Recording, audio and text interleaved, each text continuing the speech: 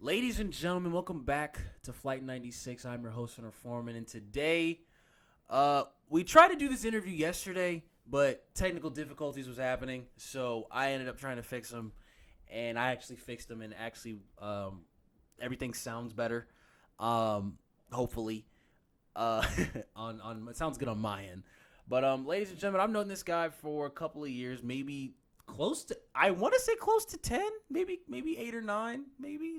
It's a long time. It's a long time, and it's I don't know, crazy. dude. When was freshman year? When was freshman year? My freshman year was 2011, 2012. It was probably 2011 or 2010. Okay, so it's been We met. yeah. So, and the craziest thing is that I've known this guy literally, and the only thing that we met through was Xbox, and it's crazy. Like, we would just be playing Call of Duty. We talk about music all the time. That is true. That is absolutely true, and that's what he's here to do. So, ladies and gentlemen, he has came from just a kid I knew that was on Xbox that has became a guy who's been racking up millions and millions of listens on SoundCloud. Ladies and gentlemen, Cade is on the phone with us. What's going on, brother? What up? Just chilling here with my puppy dog. That's lit. You know. You know what this interview, Some type. this interview kind of feels like a Zane Lowe beats one kind of thing. You know what I'm saying? Like, and that's what I always strive for. I always strive for that. Chilling at your house. Yeah, like I'm chilling at my crib. I got my microphone stand with me. You know what I'm saying? You got your puppy dog at your house. You're comfortable. Like, you know what I'm saying? Like, that's what I feel like. That's what I feel like Zane Lowe always goes for. Like, he tries to get the most comfortable setting interviews possible. You know what I'm saying? And that's something that I always strive for. But Cade, I want to talk to you about your music first before we really dive in, because we're going to talk a lot of hip hop today, and it's one of my favorite things to talk about. But I want to talk about a couple of your songs that you've put out, and I want to know the stories behind them. But the first thing I want to talk about is this brand new project called Chasing What's Lost. It's available now on SoundCloud. I will put the link in the description of this video. Could you tell a little bit about how you made this project and what kind of, influences were, happened on this project, I guess you can say? Okay. It was a very sad time. I have a baby mama now. Okay. Congratulations. Yeah, thank you. She's the worst person in the world, though. No, she's all right. But I don't know. I was depressed, and everything I do, I'm a property of where I'm at in life. So emotionally, where I was at was sad. So every time I start on a project, I take a picture of the cover art first, and then I elaborate on that. Really? That's Yeah. That's interesting. I wouldn't think of an artist to actually let the album art really speak. I feel like the music would come first before the album art, if that makes sense. Well, yeah. Well, subconsciously, I always have in the back of my mind what I'm gonna what the story's gonna be about, what I'm gonna say. But I have to trick myself at some point. Really? To get, Okay. the artistry to come out. Yeah, I feel that. I want to talk about. I definitely was listening to a lot of Leonard Skinner when I made this album. Really. What I don't even know why. you just gravitated towards that vibe, that music right there. Yeah, dude, I was listening to Tuesday's Gone for on repeat. And Really? I finished the rest of the album. I made 2 of the songs in Baton Rouge, and then I moved to a small ass town by Houston. Nice. And then I was just listening to some country shit. Now, answer me this. Answer me this. What was the motivation behind the Stained remix? What was the motivation behind that? Okay, so most of the time when we're just messing around, me and my buddy Jeremy, we like to just sit around and go through samples. Shout out to Jeremy. Shout out Jeremy Lacaz, Lost Boy Kaz. through samples. I like to find like some old school soul samples, but I know he always, dude, he don't even have to go search. I have to like go through like searching some shit. This guy knows it by like mind, and I'm just like, yo, show me some samples real quick, and then I'll even specify what I want to hear, and then like he's going through some shit, and then he passes like I forgot the song. It's his same song. My Life? Is it My Life? Yeah. No, that's what we called it. Okay. I know what song you're talking about, though. I know what song you're talking about. Yes. It's called So Far Away by Sting. Anyways, we looked at each other, and we were like, yo, should we do this? And we were just joking around at first. And then, like, I guess, like, subconsciously listening to that song our whole life, growing up to it, we just knew what to do, how to attack that. Now, I don't remember. We don't ever plan shit. It just goes all through feeling and emotion. Now, when I hear your music, I always say, at first, my first impression was this guy sounds like Mac Miller and Earl Sweatshirt together. But the more I listen to you, the more I think, okay, no, he doesn't. You know what I'm saying? Because, you know, you know, Mac and you, I think the thing that I hear in you and that I hear the same in Mac and Earl is your attention to detail. Like, you do not want to waste 1 second on a song. You want to make sure every word is accounted for. Each instrumental makes sense. I mean, of course we're having fun with this. I imagine you are, but I think, like, you know, when you hear when I hear Mac Miller, when I hear the Mac Miller side of you, I think of Macadelic Mac Miller. I hear that, and that's not just the sad vibe. No. If you really listen to that mixtape, it's like that. The production on that is just ridiculous, man. Like, to me, he's a crazy artist. He's so good. Like, he's one of my top 5 favorite artists, like, ever. Like, I listened to Mac in high school. Yeah, the top 5. You know the Rhythm Roulette's on YouTube? Yes. He is one of the top 5. I'm gonna have to replay that because I've only seen that once, but I'm gonna have to go watch that again. Him and Big Crit. Oh, Big Crits was incredible. Big Crits was incredible. Yeah, Kirk Knights wasn't bad, and then who's A-Rap Music? They went hard as fuck. A-Rap Music is a genius, man. Yes. I would love to hear, like, I saw in a Hot 97 interview that he's got his own, like, producer album kind of thing where, you know, the producer gets, you know, provides the beats and he gets features. So he's the band for Open Late. Yeah, I know. I love Open Late. If anybody knows me, that's my fucking show. Yeah, like, if anybody knows me personally, Peter Rosenberg is my journalist hero. Like, that's he's my favorite. He's the guy. Like, he's one. Like, I'm gonna tell you right now, and I think I've never admitted to this, but, like, there are 5 people on this planet that I want to sit down and have a very good conversation like the one we are having right now. Like, not necessarily like on my show for like the public to see, but just I want to be able to sit down and just really like have a really nice, intelligent conversation with them. Dwayne The Rock Johnson is one of them. Ninth Wonder, because he's such an inspiration on me, just life and period. Dr. Dre. I was just talking about that. Me and my buddy were just going through YouTube, and then like we passed by one of the Defiant Ones scenes, and then I was like, dude, I just want to meet him. I don't even care if we don't make music together. I just want to fucking talk to him and hang out. I would love to meet, and the other one would be Paul Heyman. Yeah, we can get into that if you want to. Yeah, we can get into that if you want. We can get into that. Yeah, we can get into that. And Peter Rosenberg. Those are the 5. Rock, Ninth, Dre, Heyman, and Rosenberg. That's.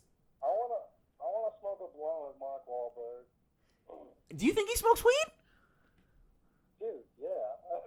I don't think he does. I really don't think Wahlberg smokes. I don't. Hell yeah. I don't think he does. Actually, my mom went to Vegas a couple months ago and went to their restaurant. Actually, Wahlburgers. The Wahlburgers? Yeah, she says it was really When I was good. in Vegas, I wanted to go so bad. When I go to Vegas, that's gonna be one of the check mark places to go. Definitely. I'm a big fan of Mark. Shout out to Vegas for having the biggest proportions in fucking food history. Really? That's Yeah. crazy. Like Get what you pay for. I know, man. Like I that's one of the places I would love to go. What's crazy about me is that I'm just now starting to get to like travel everywhere now. And like I've been all over Texas, literally. I've been everywhere in Texas. Dallas, Houston, San Antonio, Austin. I went to South Padre a couple years ago. South Padres is shit. When you're like young though. And you didn't. Yeah, if you grew up in Texas and didn't go to South Padre, you didn't have a good childhood. Yeah, I know. Like it's one of those things where you just you have to go because it's like it's an experience. It's an experience. That's exactly what it is. That and Corpus Christi. Yes. I went camping there when I was a kid. It was a good time. I had a lot of fun. Actually, fun story about that. Back when we went to Corpus Christi for camping, we went. I had a CD player. I had a good old CD player with the over the head headphones. The plastic ones. Yes. Like Yes, so I had a big CD player, and the only thing, because I wanted to bring I wanted to bring 3 CDs, but I ended up forgetting 2 of them. So literally almost the whole weekend, maybe I think we stayed for like 4 days. The whole time I was literally blasting Nellyville the entire time. Bro. Yeah, it was crazy. That fucking frat. Like that. Nellyville was like, I don't know, man. That had Dilemma on it. That had Rock the Mic on it. That had they had. Okay, first of all, nobody knows how many like gems are on that album. Pimp Juice is the classic. Dude, okay, but you don't understand. Like, not just Pimp Juice, not just the hits. Like, there's a song called the Gank that's on there. That's ridiculous. Number One, of course. Number One's on there, and that's an amazing song. You have the song with Justin Timberlake, Work It. You have Splurge. You literally, I think Nellyville could possibly be Nelly's best album ever. Dude, I wish Nelly and UGK made a collab album, like early Nelly. I would definitely be into that just because I would love to see what a hit from them would sound like. A Billboard hit would sound like from them. Because I think Nelly really got his way of rapping from Pimp C. I believe that.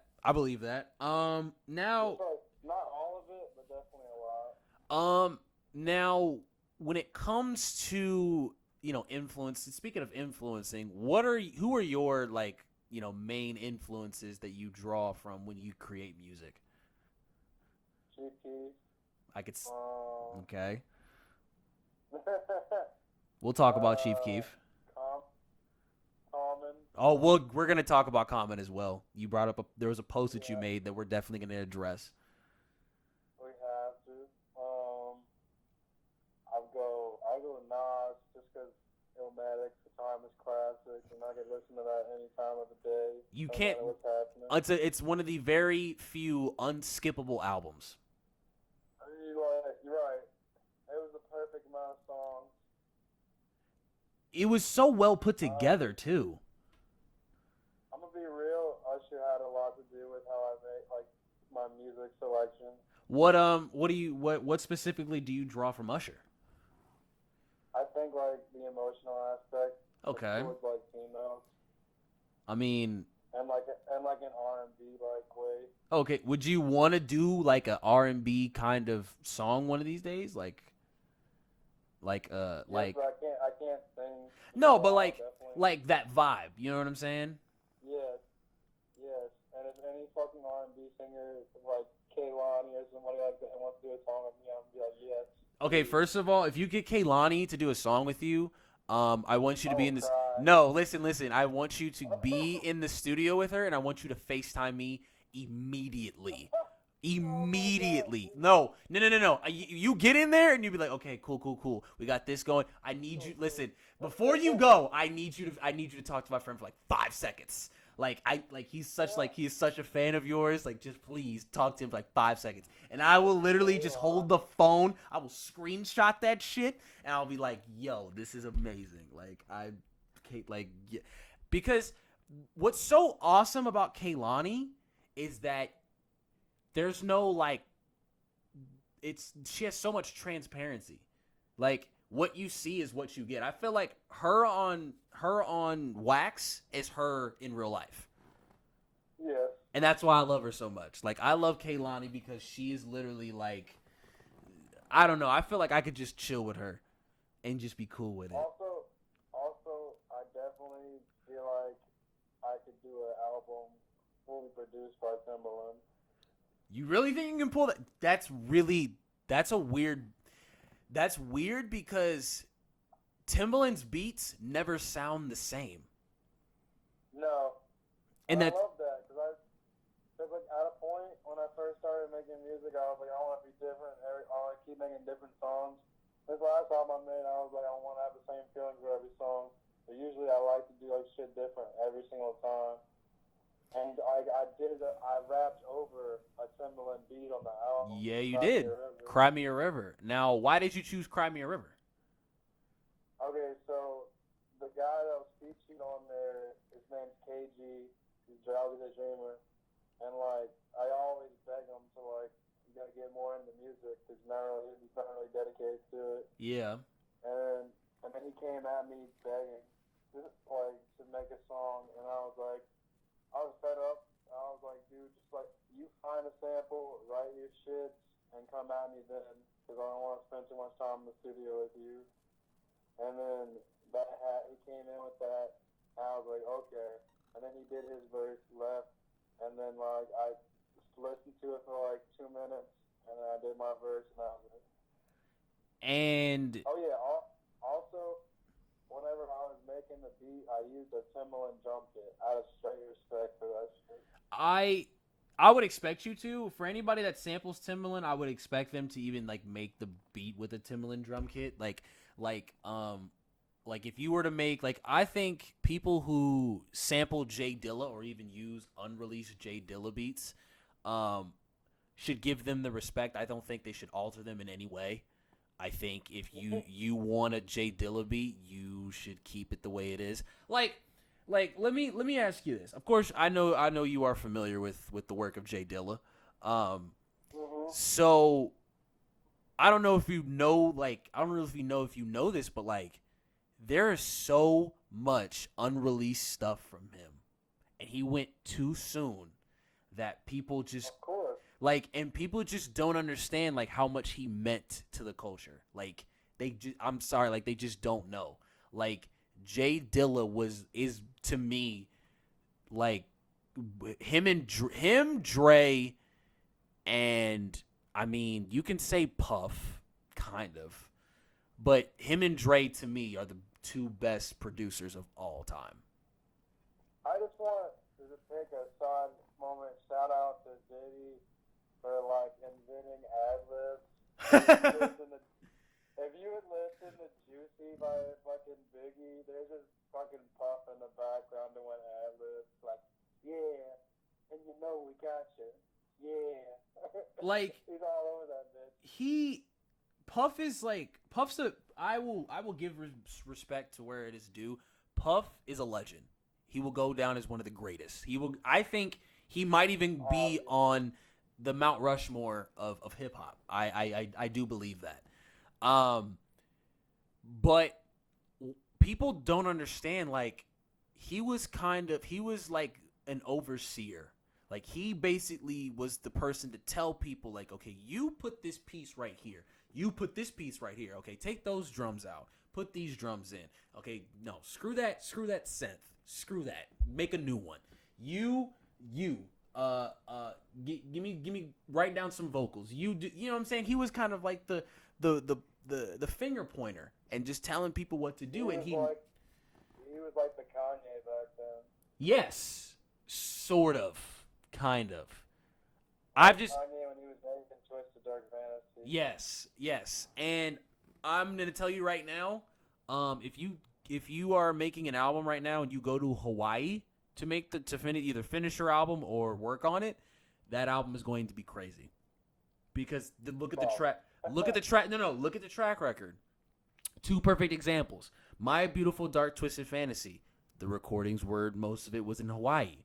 Travis Scott flew out a bunch of people to finish his album. And look how that turned out. And he did to Hawaii. And look how that turned out. So Travis just wants to be Kanye, bro. I don't think he does. I don't think he does. I was going to say, I don't think he does, though. I hear people say that, though. I hear people say that, and people think that. I do feel like Travis got all of his style from 808s and Heartbreaks. I believe that. He is I think a lot of people. I think Uzi got a lot of his stuff from 808s and Heartbreaks.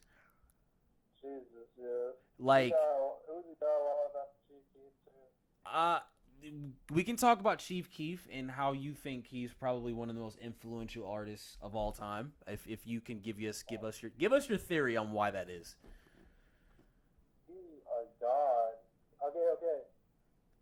There's some people that come in to making music because they want to do that, and then there's some people that just get put into music because that's what they are. Yes. And he's one of those people that he is music.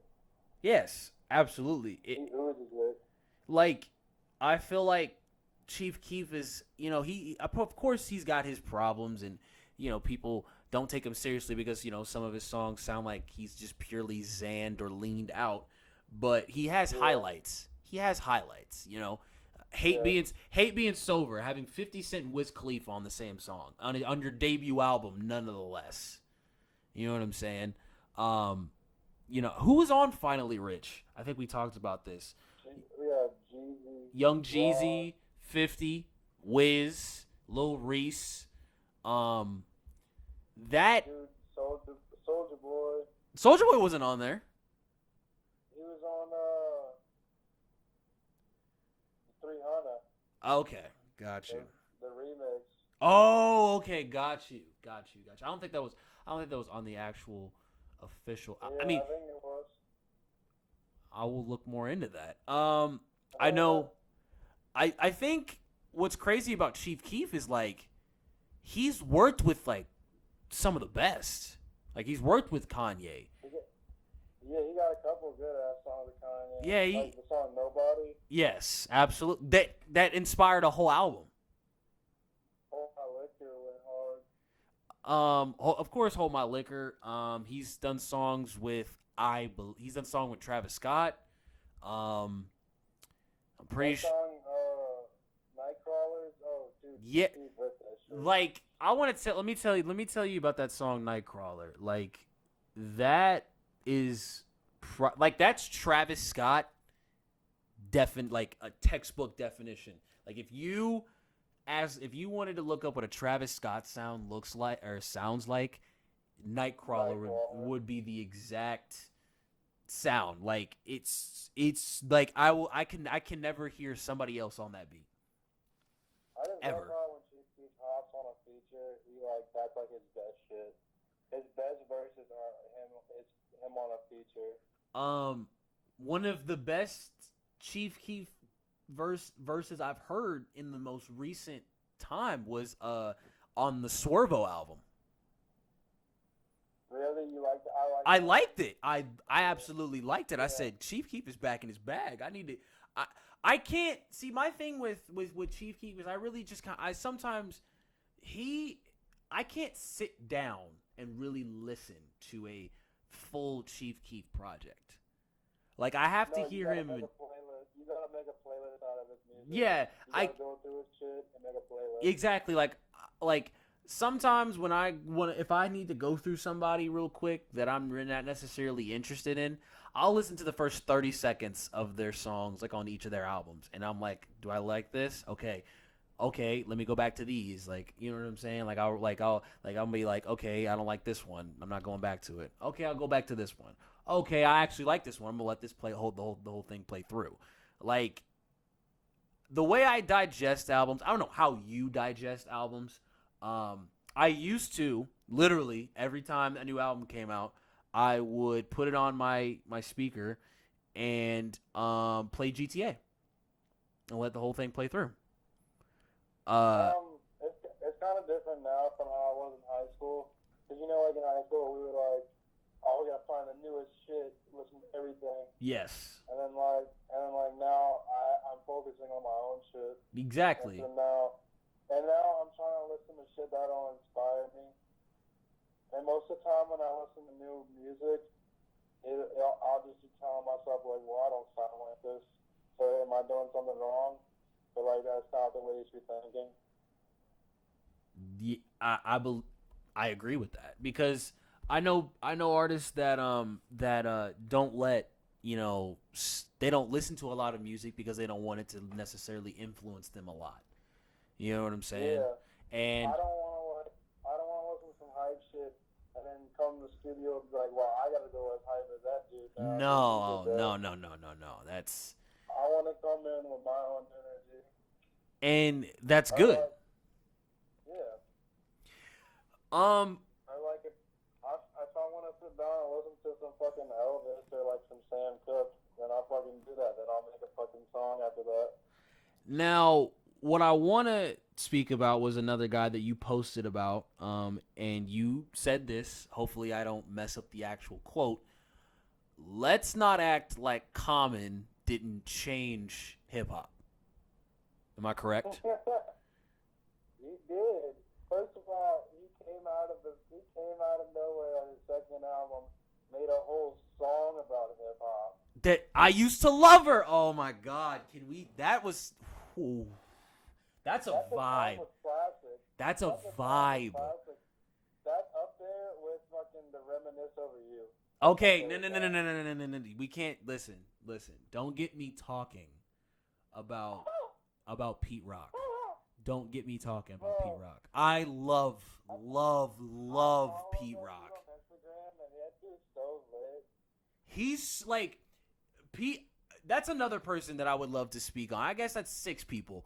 I would love to just sit there and tell Pete Rock to his face. I'm like, dude, you are literally that song, like in about maybe 05, 04, maybe ish. Around when the GameCube just came out, right?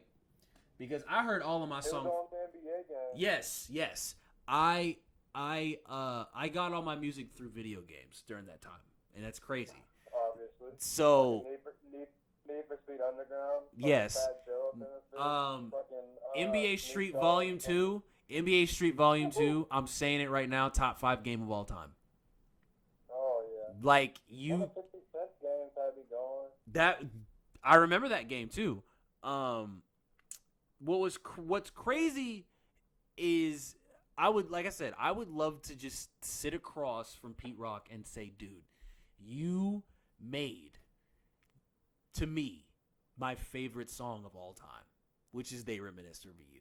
It's the freaking saxophone that just takes me away. It's like, first of all, I love the saxophone. Yes. Yes.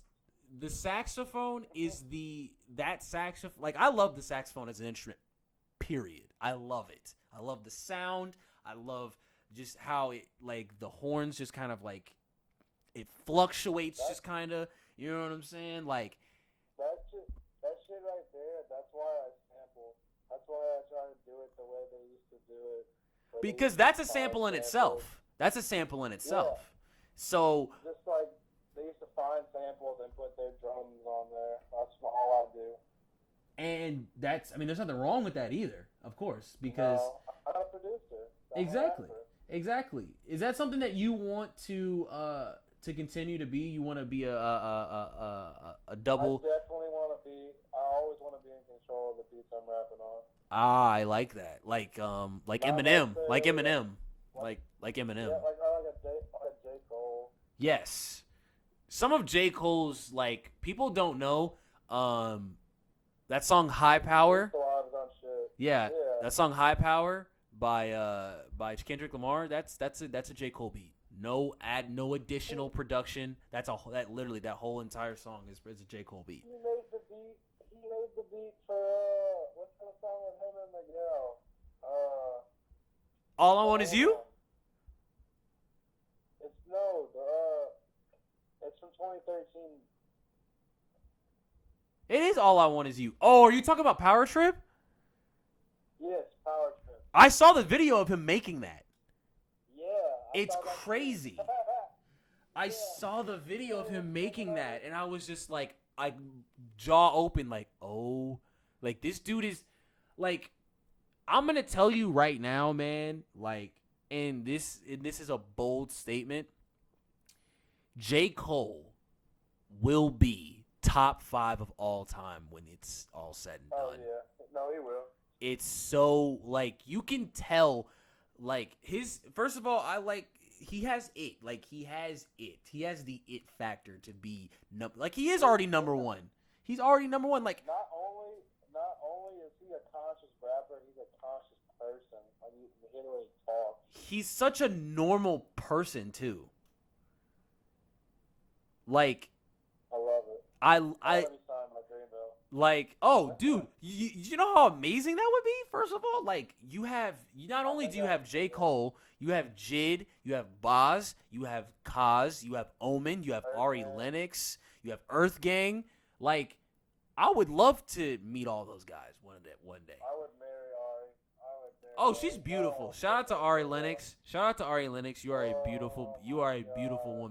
You are a beautiful woman. I see what you did there because she just came out with a song called Whipped Cream. I love it. Now, do you think that they have the best roster or TDE has the best roster in rap right now? I can't really answer that because I don't really go for, like, who's the most popular, and obviously the most popular is TDE. Yes. But the people I vibe more with Dreamville. If we're talking who I think is the best, it's probably gonna be Pro Era. Oh, same here. Joey Badass is my favorite rapper of all time. He is. None of TDE and Dreamville don't have a Nick Caution or a Kirk Knight. Talk about it. What's crazy about that is I'm gonna tell you guys a story. I think I've told this story before, but I don't think I've actually told it into this great detail. When I was, I believe, 17, it's either 15 or 17 or 16, one of those three. I went for my birthday. My mom was nice enough to get me VIP tickets to a Joey Badass concert for me and my friends. I don't care how cliche or corny this sounds. That was one of the best days of my life. Like, legitimately. I'm not saying that because, like, I'm a hip hop head and and I just love this stuff, like, way too much, or like I got to meet him. Like, we'll get to that, but I got to meet Joey for just a split second. And Joey's a godsend, so he's so, man, like, and when I tell you that this is the best concert I've ever been to, like, bro, like, this specific, like, I don't know, like, I still have the picture with me. Like, I'm probably gonna, like, put it on my wall one of these days. I remember the picture. You were wearing a bucket hat. No, he was wearing a bucket hat. I wasn't. Yeah, somebody was. He was wearing a bucket hat. I was just pointing at him, and I'm like, he had a Pac shirt on. Like, this was, like, literally, I was, like, it was surreal, dude. Like, and me and Nick Caution had, like, this cool-ass moment where I was rapping every verse, every word to Survival Tactics off of 1999, because that's when they did the mosh pit at the end of the show. Like, oh, man. Like, that was something that I will never forget. But what I wanted to speak to was how like you can see it like on stage. Like Pro Era is a family. Like they all look after each other. It's so reminiscent of Wu-Tang, but it's kind of not because they're their own entity. Like when Diamond Lewis left the group. So this is before Diamond left, and even before he even Why? I don't know why. But he this is even before he cut his hair. So this is when he had the dreads. Everybody was there. Kirk Knight was there. Nick Caution was there. The only person that was missing the only two people that were missing was A-La Soul and Desi Hines. That's all I wanted to see. But everybody else was there. Chuck Strangers was there. First of all, A-La Soul is the underdog on that fucking team. He's like, I want everybody to go listen to Peep the Apocalypse, which is Pro Era's collective tape. There's Listen. If you like bars, right? If you like bars, just period. Okay, I can talk about this tape all day, but I'm gonna just get this message out and just let people know. Okay, listen. If you like bars, if you like 90s sounding hip hop, if you just like good hip hop, go to Dat Piff, go to SoundCloud, go to wherever you can get free music because it's free. It's a free mixtape. Peep the Apocalypse. Instead of Apocalypse, it's PRO instead of PO. Peep the Apocalypse. It's one of. Imagine if you were from the Bronx and you said the word apocalypse, and that's how you spell it. Oh my God! Listen, man, I would have loved to be in school when that tape dropped, because I would have like just the vibe that it would have set. Like once, like when I discovered Pro Era, like it was the summer before I went to go see Joey. It was my junior year going into my senior year, I believe. And I remember just nonstop listening to anything that had to do with Pro Era, whether it was a CJ Fly mixtape. Whether CJ Fly was there too. First of all, CJ Fly, dude, he's an underdog too. Listen. I want to say this because this song means a lot because it has one of my favorite artists who passed away recently. He is one of the few people, I think, in this world to have a Phife Dawg feature on a free mixtape, nonetheless. He had this song called "Now You Know It." That thing always been going. Yes, I know. Yeah, off of his album Flytrap, which is also fantastic. Like I could go on and on about Pro Era, but basically the message I'm trying to convey here is Pro Era to me makes some of the best music I've ever heard in my entire life. Literally. I can talk about these guys all day long. Every single one of them is talented, and they're starting to get their buzz. I mean, Kirk Knight made one of the best songs of the summer, which was the ASAP Ferg Ride with the Mob. He made that. He made the beat. Like, so. I wasn't even nothing to him. Exactly. And it's crazy. Joey Badass, Devastated, went gold, I believe, and is almost platinum. You know what I'm saying? Like, first of all, Joey dropped a classic album on us. I'm waiting for people to understand that. I'm waiting. It's so. And you know what? I don't care if I have to wait 2 years to get a Joey album now. If that's what I'm gonna get, oh my God. And what was crazy is that when I saw him on tour, I watched, like, this was before the debut album came out. This was the Before the Money tour. So when I didn't like Before the Money that much. I thought like Big Dusty and Dry Sponsors, that went hard. But I didn't like the whole. You didn't like Paper Trails? Paper Trails was alright.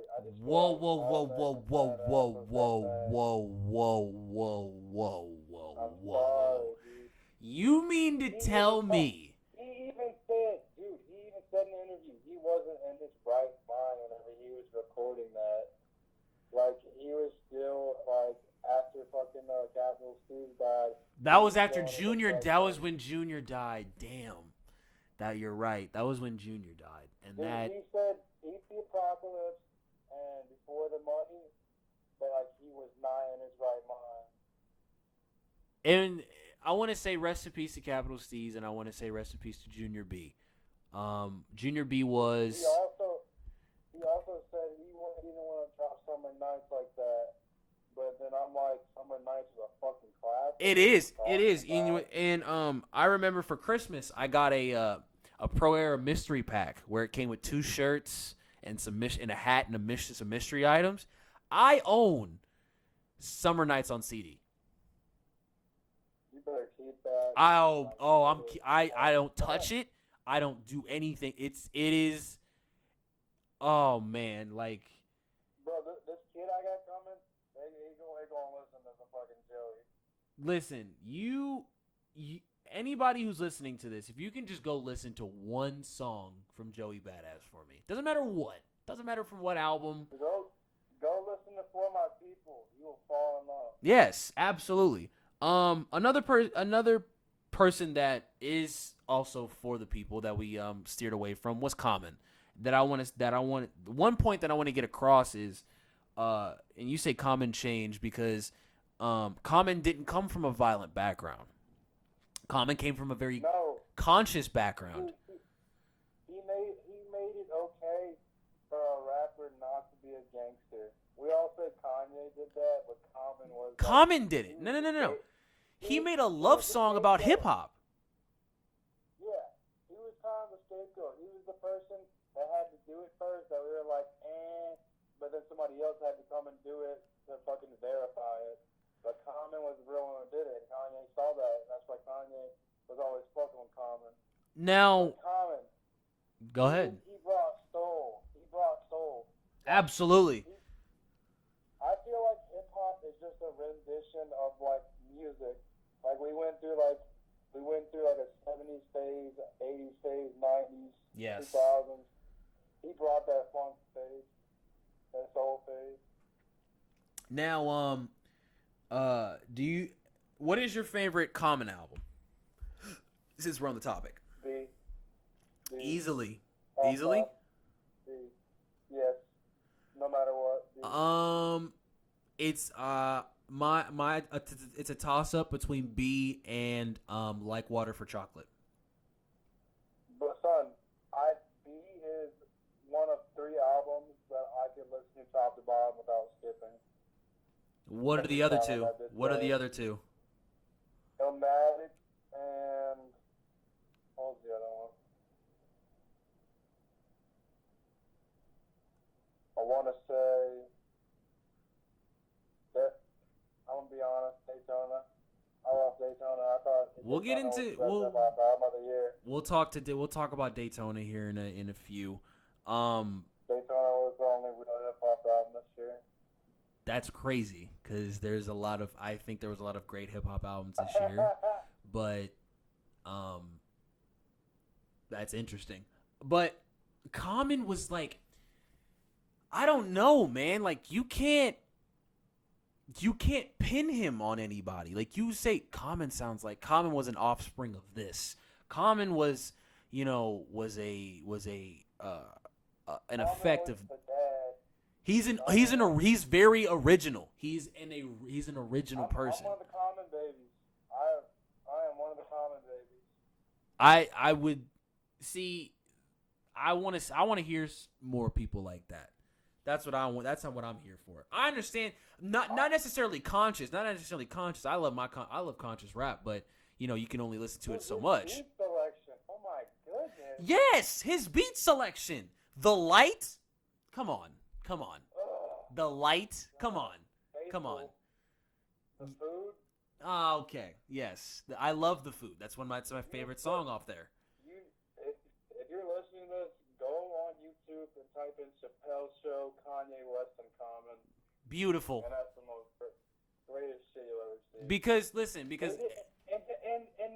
then they posted on the album. They didn't make a fucking studio version. I wish they could have though. But no, they put the version from the TV Yeah, and that's awesome. I love it. Like, I love the introduction of Dave Chappelle introducing them. Like, that was awesome. But every time but a part of me, the hip hop part of me,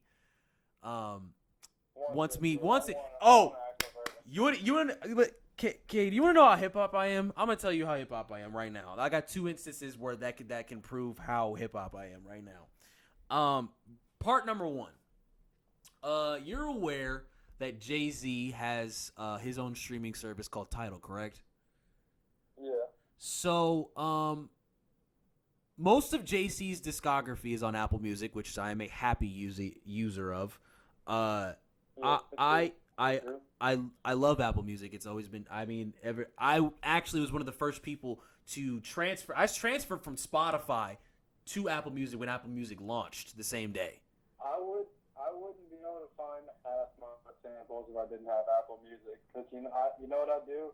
I start listening to like some old hip hop, and then I search what song they sampled, and I click on that artist on Apple Music, and I go to their related artist, and I look for some name I have never heard, and then I go to their discography and go to their like first albums, and that's how I find my samples. That's beautiful. That's awesome. But I'm so hip hop, right?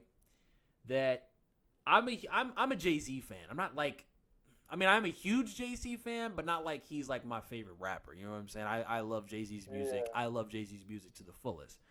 But I'm so hip hop that just because Jay-Z didn't put the Blueprint 1, the Blueprint 2, and Reasonable Doubt on Apple Music, I went and spent my hard-earned money on iTunes for all 3 of those albums. Yeah, you can't listen to Hard Knock Life on Apple Music. That's sad to me. That's very sad. Right. I can't just be sitting here fucking humming that shit and then go on Apple Music like, oh, I need to listen to it now. I want to say it. I want to say it is. I want to say it's on there. All you're gonna find is Big Pimpin' and fucking the new album, 444. I'm actually looking right now. But in another instance, here's another instance. I'm a huge Mobb Deep fan. Huge Mobb Deep fan. Shout out to Alchemist. Yes. By the way, Hard Knock Life is on there. Volume 2, Hard Knock Life, the album is up there on the Apple Music right now. I just looked it up. So, they put out their last album. Their last actual original music album that they put out was called The Infamous Mobb Deep, and it was a anniversary of Mobb Deep's regular album, The Infamous, which had their best song, basically Shook Ones. And they put, it was literally Survival of the okay, I can see that. I am not gonna disagree with that. They had 17 songs of original music. Wait, Eye of the Tiger. You mean Eye of the Storm? Yeah, no, what's that one they had with? It had Nas and Eye of the Storm. Eye of the Storm. Yeah. That should go hard as fuck. Yes. We all stick together, son. Your beef is my Yes. Yeah. That song is amazing. But they had 17 songs of brand new material that was on there. That had Mac Wilds, Busta Rhymes, Juicy J was on there. Yes, Juicy J and Mobb Deep on a record, which is ridiculous to say. And then they had a second disc full of different versions of songs that were on the Infamous that was back in the 90s, and some unreleased stuff. When that album came out, I had the file. I had the files. The zip files. This is back when Apple, what's it called, iPhones, you could have the download music apps. Yes, you can have the download music apps and find files and extract the files and organize your music however you like it through that. Yeah. That's what I had. Fucking mixtape apps and shit. Yes, That's you could have good free music and albums in the same place, basically. Good old. Yes, good amazing days. It was amazing days. So when that album came out, Mixtape days, bro. yes, Mixtape days. yes. So when I had that app, and when I saw the album come out, I downloaded it. Blah blah blah blah. There was it was a total of 36, 37, 38 songs maybe. I listened to that entire album, front to back, I was there. The whole day. Party. The whole day. Yes. The whole day. I listened to. You were playing the WWE video game and listened to that whole fucking album. Yes. But then again, but that was the second time I played it because I listened to it the whole day at school. That was the second time I heard that album, because the first time I played it the whole day at school. That's how hip hop is, man. They listen to 37 songs twice in one day. Yeah, that's me. That's me. And I listened to it, and there's a song on there called "The Bridge" featuring Big Noid, and that's my new favorite Mobb Deep song. And the only way I can find it is that somebody put it up on SoundCloud. Now, whoever is in charge of holding Mobb Deep's music, if you happen to come across this episode, I want you to listen to me very, very, very closely. I'm not asking you to put it on streaming. Put it on iTunes. I'll buy the whole thing, because I can't find that album anywhere. That is my. No, it's not even that. My phone was legitimately after downloading a whole bunch of music using that app, my phone was messed up. The clock was wrong, everything was wrong with that phone. I sacrificed so much. I sacrificed an entire phone for hip hop, basically. For music. Yes. I had taking pictures and shit. Didn't have any room. Oh, same here. I had to delete text messages. I had to delete photos. Everybody's over there playing fucking Temple Run and shit, and Cade, why don't you got it? I'm like, I got fucking hella albums. Exactly. I have a gazillion songs on my phone. I'm like, bitch, do you have Supreme Court and stuff? Oh, yes. No. Exactly. You don't know about that. So, people who are in charge of Mobb Deep's music, I just want the last album that they put together on there. Prodigy just passed, and that saddened me really a lot, because I loved Prodigy. Kept fucking defacing it. Yes. The mural, whoever did that deserves to burn in hell, basically.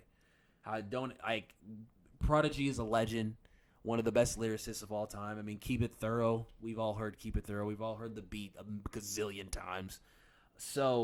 But I just want to listen to that album. I tried to find it on vinyl. I couldn't even find it on vinyl. It's that really that sucks. You can look up the album. The album actually exists. It was actually recorded and it was actually released, but I can't find it anywhere. I think the only place I can find it is Spotify, and I'm not switching streaming sites just for that album.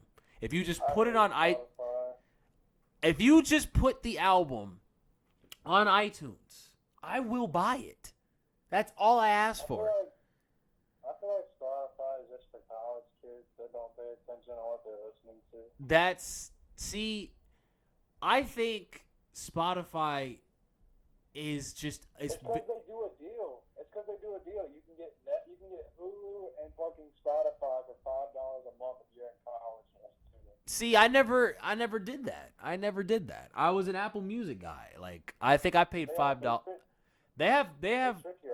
Yeah, I had Apple Music as a college kid for $5 a month, and then I switched. And then I actually got my associate's degree a couple of weeks ago.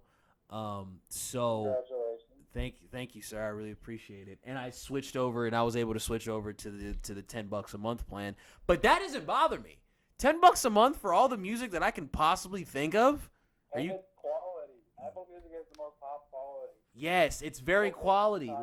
Like Tidal is most quality. yes, But Tidal's quality, but I'm not it's paying. second. I'm not paying $25 for music. For I'm not paying $25 to fucking hear Jay-Z. Yes, I'm not, and I'm not gonna for a Kanye album. Like I can wait for that stuff. You know what I'm saying? Like what was crazy is that. What was crazy about Apple Music is that what made me want to switch was 2 albums in particular, and it's so funny. J-Rock's 90059 album, that had Vice City on it, that had Money Tree's Deuce on it, and Dr. Dre's Compton album, his last album that he ever made. So I switched basically because of those. And listen, I heard that it's coming back, but I'm not holding my breath anymore. Because somebody needs to tell him to drop one of these little 7-song albums. Yeah. 24 album again. Yes, literally Dr. Dre, I don't think Dr. Dre's ever made listen, The Chronic, classic. The Chronic was a because he waits fucking 10 years to drop albums, but he has to make them 25 songs long. But The Chronic one was 93, or no, it was 92, and then 2001 was in 1999. 2001 wasn't in 1999. 2001 was in 2001. No, it wasn't. It did not drop in 2001. Let's we're live here, and let's go on Google and Dr. Dre. Hold on, Dr. Dre 2001. Holy shit, he's absolutely right. Lord Finesse produced on this. Yo, okay, all right. Listen. I'm too hip hop to be. Go ahead. To be real, my favorite song on that album is Bang Bang. There's so many songs on that album that it's really hard for me to pick. I always want to go with still DRE because it's the classic. Yes, it's the go-to for me, but Bang Bang definitely. Whenever I first started making beats and I didn't know what the fuck I was doing, the first thing I ever downloaded was a Dr. Dre sound pack, and I still use that till today. Dr. Dre is the GOAT, man. He's the GOAT. It has those keys. It has those fucking still Dre keys. Oh. But I ain't going to use it because I don't like using shit that everybody knows. It was hard for me to use Crimea River. I bet it was. I was sitting here, I was like, dude, you really gonna do? I had to really fucking love a song to do that. All right, now I'm about to ask the most hip hop question that everybody, even famous rappers, ask. Who had the better verse on Renegade, J or M?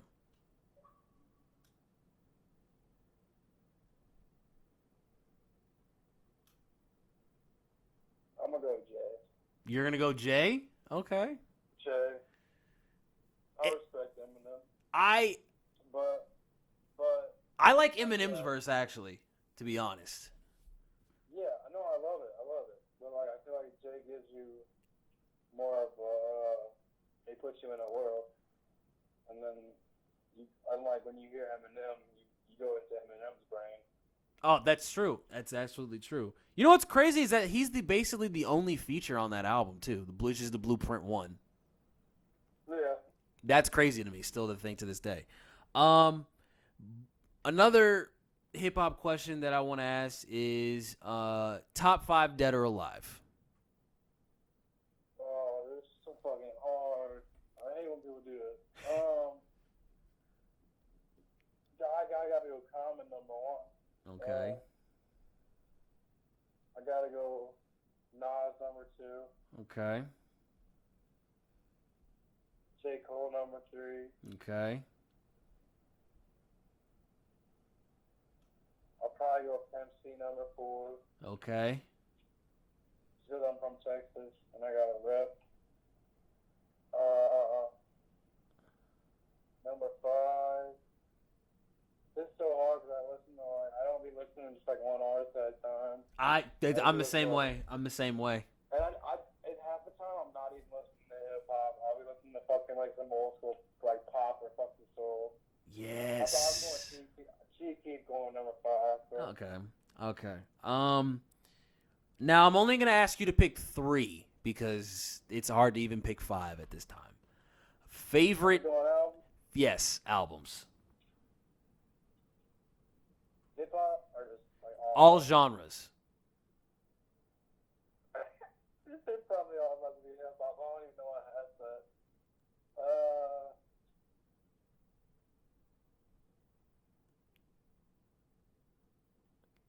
No, I'm gonna have a rock album. Definitely number 1 album of all time is "Be" by Common. Okay. Number 2 is "Paranoid" by Black Sabbath. My rock fans will like that. I got that shit on vinyl. Nice. Nice. It came out. That was my grandfather that died. Wow, nice. Number 3.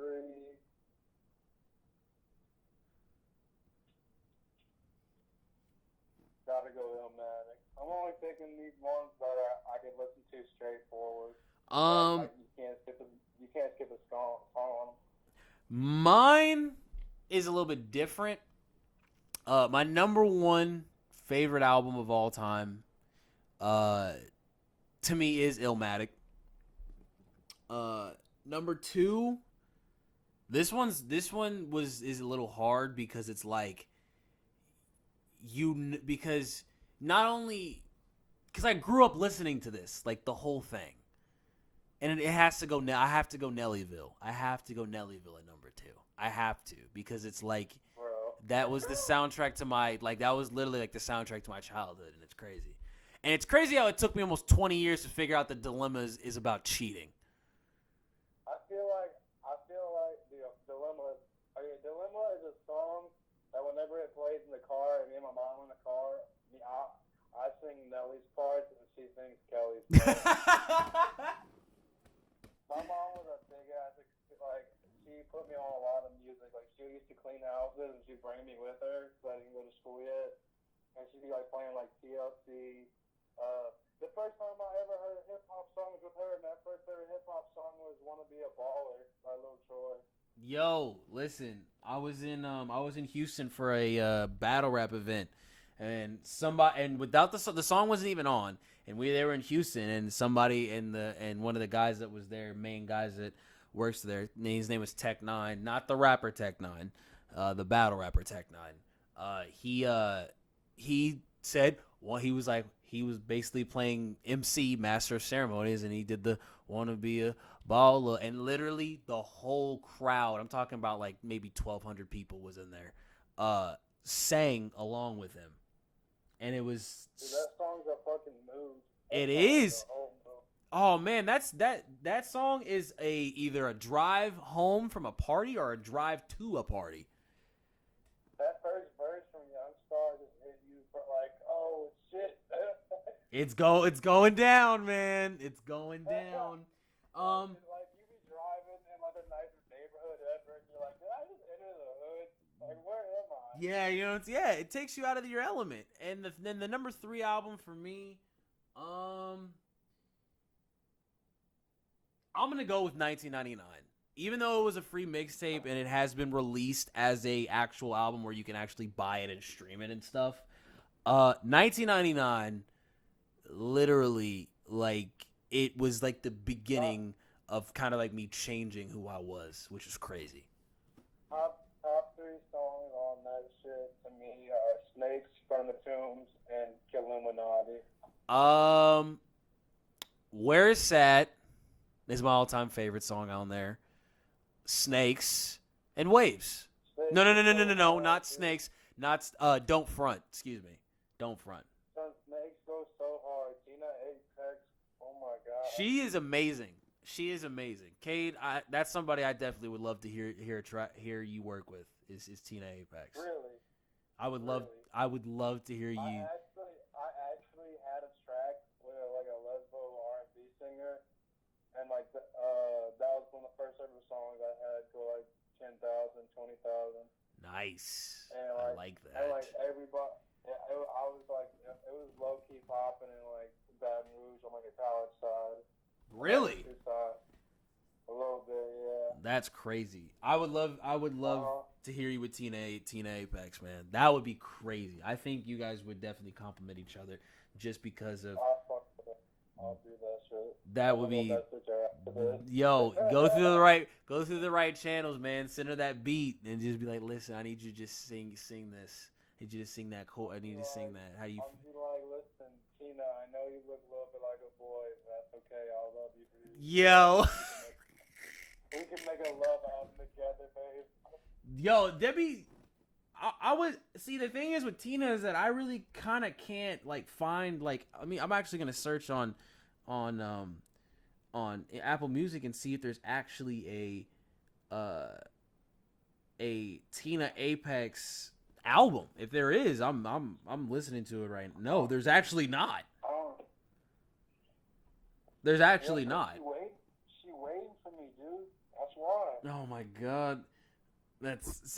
She's can sing really good and she can rap too, definitely. So shout out to Tina Apex. If you're actually listening to this and in the future and you actually get, you and Cade work together, come holler at me. Come talk on the show. Come talk music with me on the show, man. I would love to. That's really for any artist that, loves hip hop just as much as this guy does. Come talk to me, man. We can talk hip hop all day. That hip hop's one of my favorite subjects to talk about. I can talk to a wall about hip hop, man. It's crazy. But as we wind down to this, I want to get your opinion on something. Do you think being labeled as a SoundCloud rapper hurts you in any way? Only from like an outside perspective of people who don't like cherish music the way we do. Absolutely, I agree with that. I feel like it's mostly like the people who are easily manipulated from what like a higher being says. Not a higher being, like a higher, like somebody higher than their food chain says. Now, man, listen. We've talked about doing this for a while. We talked about this interview for a while. Is there anything you got coming that you got coming right now that you want the world to know? Do you got a new project you're working on? Do you got a new? I mean, of course, I think you just put out a new song right now, but you just put out a new album just a couple weeks ago. I definitely recorded a song a couple days ago, but I always got like shit of ruin in my mind. I never know what's gonna happen. I don't know when I'm gonna drop the next album. It just happens. Are you one of those people that kind of keeps a bunch of music in the stash before you release it, or? No, I delete everything, dude. What? There's so many songs I'm never using. Are you serious?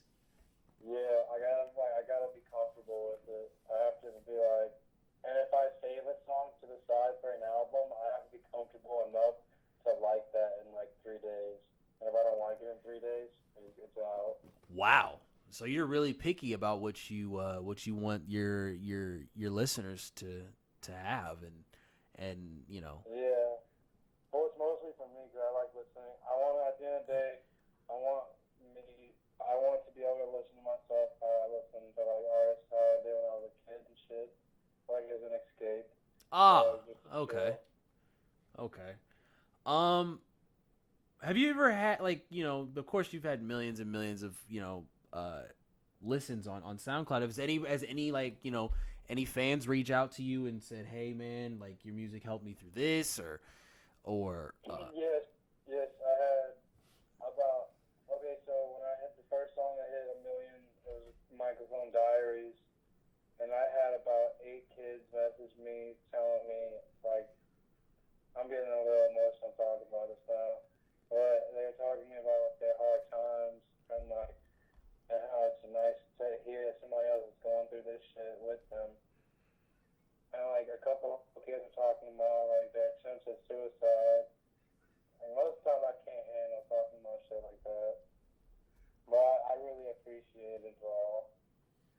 like that's amazing, dude. The fact that you were able to to That's really all I want to do.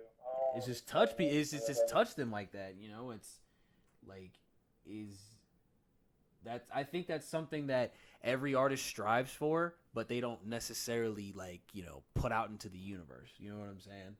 Like I feel like they, of course, they want their music to do sell and help the world be a better place, but they also want to help. They want their music to help people, and I respect that. I respect that a whole lot. Like guys like J. Cole, guys like Nipsey Hussle, guys like Kendrick Lamar, even XXX who we lost this year.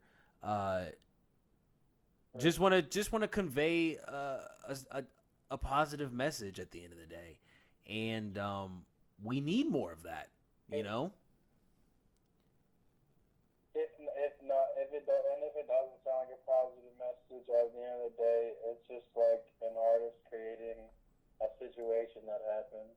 Exactly, it's like a story. Yeah, like you're opening up our books. You're opening up, like, we're authors. You're opening up our books. It's just like at the end of the day, like rappers aren't just some ignorant ass people spitting just rambling off about stuff. Yeah. Like this is how we express ourselves. Because we can't really do it in any other way with this.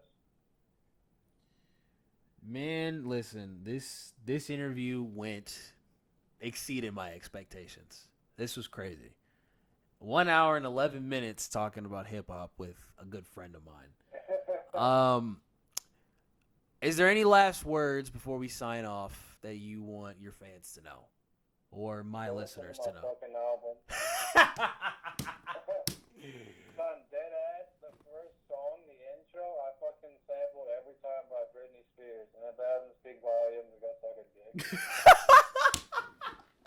Alright, you can't just rap on Britney Spears and be confident. I did it. Yo, and not even the basic, like the Toxic or a Hit Me Baby One More Time. Like you went, come on. I love Britney. Now, and you're a grown man admitting that you love Britney Spears. That's crazy. I love Britney, dude. If I sample you, I love your music. I love fucking Justin Timberlake. I love that shit. I've done techno songs. I've done fucking Daniel. I love doing techno. Dude, if somebody ever hits me up trying to do a fucking 90s fucking techno album, I will do that shit. Really? That's interesting. Not new techno. I'm talking like, like if you were watching the Blade movies, that type of techno. Oh my, yo. That's different, man. Like, that's different. I want those music videos all gonna look like him walking into that vampire club with blood flying down. Yo, you're not a music. I think every musician knows at least one full scene from Blade, or at least like The Matrix or something like that. Dude, Blade is the fucking shit. I had mad action figures from those movies. Every time I begged my mom, I was like, "Yo." You had what? You had Wesley Snipes. You had Wesley Snipes. Yes, I said you don't gotta give me shit else. You don't even have to buy me new school clothes. Give me this fucking Blade goddamn toy. Dude, I love it. I love it, man. My mom used to buy me an album every month. Really? I was like, yo, don't even buy me this album. Buy me this fucking Blade shit. That's crazy. The first album that I bought with my own money was the documentary by The Game. Really? Yeah. The first album she ever got me was, I think it was American Idiot by Green Day. It was 3 albums she bought me at once for the first time. It was Sweatsuit by Nelly. Yo! The Massacre by 50 Cent and fucking American Idiot by Green Day. Okay. Which, surprisingly, with the Green Day shit, whenever I was making music at a certain point, I was like, I need my vocals to sound better. So I went out looking for a vocal effect. Cause like you need something to tweak your shit to like make it sound more professional. Cause I'm doing shit like in a closet. Yeah, like, in a bedroom. So I did my homework and I found one, and it was this guy who made this vocal effect just for that album, the American Idiot album, and that's the one I use for every fucking song. So, That's like, incredible. I have Green Day vocals. That's amazing. That is amazing. That's something that I would have never thought somebody would say, like especially an artist. What's crazy about the Sweatsuit album? I got that as a Christmas gift. That's my shit, dude. It has fucking Over and Over Again on it. I know. Literally, I think that's the best cross-genre collaboration of all time. No, actually, I take that back. Aerosmith and Run DMC. That's the best. But the Nelly and Tim McGraw is the best rap country collaboration of all time.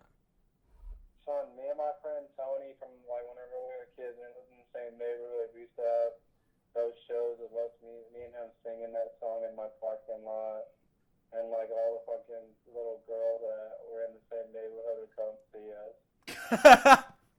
Cade was a showman, ladies and gentlemen. Cade was a showman. Always. Yes. Dude, Now I used to walk around with a fucking Band-Aid on my cheek, kind of like Nelly. yeah, because Nelly was that guy. Now, before we go, last thing I do want to talk about, we did say that we were going to talk about this, but I don't want to dive too deep into it because I feel like because personally I can talk about this all day. When I brought up the 5 people that I wanted to speak to, we talked about Paul Heyman. Now, this is the basis of me and Cade's friendship, ladies and gentlemen. Because we okay, we gotta get that's easy. That's too deep. We're getting too deep. Let's stay above surface. I'm telling them, yo, we used to be in like a fucking YouTube for the WWE video game, and it was scripted too. They were like, this is what you're gonna do, and this is how you're gonna lose or win. And I was like, yo. And it was fun though. It was fun. That was awesome. The art of wrestling. Exactly. Like, wrestlers don't come up in that bitch saying like, oh, I'm gonna kick everybody's ass. No, they're gonna be like, I'm gonna perform the art of wrestling. Exactly. And at the end of the day, wrestling is a form of acting. Yes. So literally, we took all we knew about the backstage things we knew about wrestling and literally incorporated it into an Xbox game. And that's how me and Cade started. That's how it was. I would create my Whose party were you in? Whose party were you in that one day you started hanging out with me, Cam, Alan, and Adam? It was whoever started. It was a league called P&W. That's exactly what it was. Was it Josh? Yes. Josh.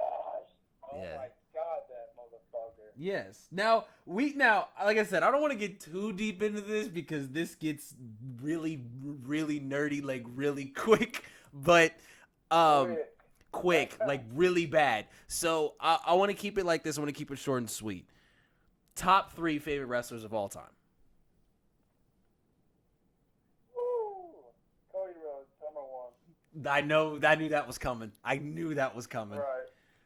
He's a classic. And first of all, he's the NWA champion right now. Yeah, I know. All In was last night, and I watched it, and it was amazing. Shout out to Cody. The fact that he funded that, and that was the first non-WWE event to sell over 10,000 tickets since WCW was in business. That's history in itself. Dude, low-key, we were pioneers. I'm like watching that underground wrestling shit.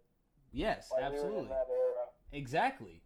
Now, not saying we were the only ones doing that. There were hundreds of us doing that, but now there's millions. Exactly. So, you say Cody Rhodes is one. I have one that I'm thinking of, but I actually have 2 that I'm thinking of that I don't know if you're going to say, but I'm going to let you say them first.